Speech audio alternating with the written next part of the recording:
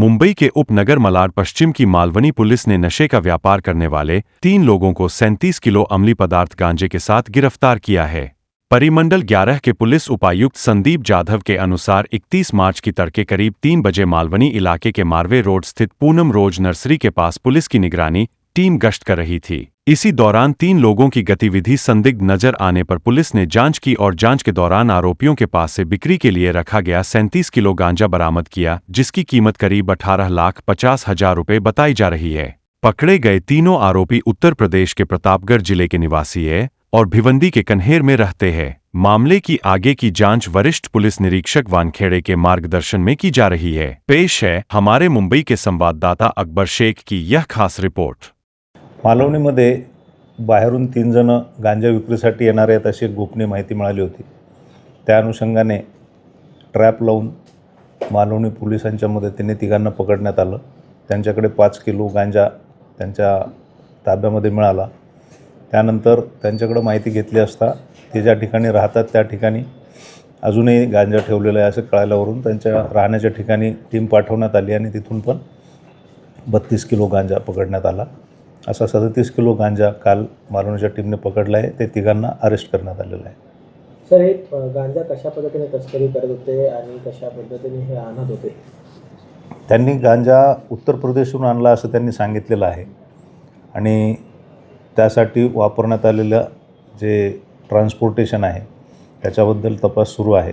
ते पण पुढे तपासामध्ये आल्याच्या नंतर ताब्यात घेऊन कारवाई करण्यात येत आहे। त्याबद्दल नाही सांगता येणार तिथे काय किमतीला मिळाला, परंतु ह्या ठिकाणी आणल्याच्या नंतर आता जवळपास 50,000 रुपये किलोप्रमाणे तो गांजा विकला जातो अशी माहिती आहे। जसे की आपल्याला माहीत आहे मोठ्या प्रमाणात गांजा आणल्याच्या नंतर ते छोट्या छोट्या डिस्ट्रीब्युटर्सला विकलं जातं आणि त्यांना दिल्याच्या नंतर मग ते खाली कस्टमर्सला थोड्या प्रमाणामध्ये विक्री करतात।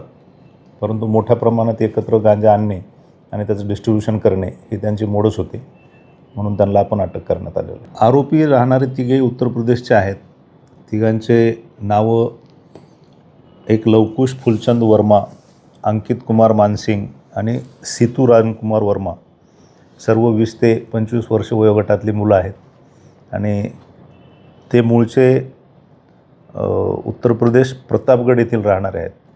त्यांनी तिथून येऊन भिवंडी येथे रूम भाड्याने घेतलेली होती आणि त्या ठिकाणी सध्या राहत होते। आतापर्यंत तपासामध्ये त्यांच्या विरुद्ध यापूर्वीचे गुन्हे आढळून आलेले नाहीत, परंतु त्याचा तपास चालू आहे। मागच्या काही दिवसापासून आपण बघत आहोत की शासनाचा आणि मुंबई पोलिसांचा NDPSच्या दृष्टिकोनातून अतिशय कडक भूमिका घेण्यात आलेली आहे। त्या अनुषंगाने मालवणी पोलीस स्टेशन हद्दीमध्ये आम्ही यापूर्वी पण 3 कारवाया वेगवेगळ्या केलेल्या आहेत, ज्यामध्ये हेरोईन असेल, MD असेल आणि गांजा ह्या तिन्ही प्रकारचे NDPSचे पदार्थ आम्ही पकडलेले आहेत।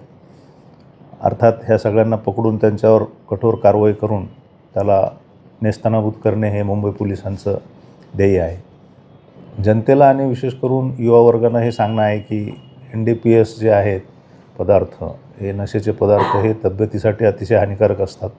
त्यामुळे मेंदू आणि शरीर दोन्ही पण कमकुवत होऊन जातं।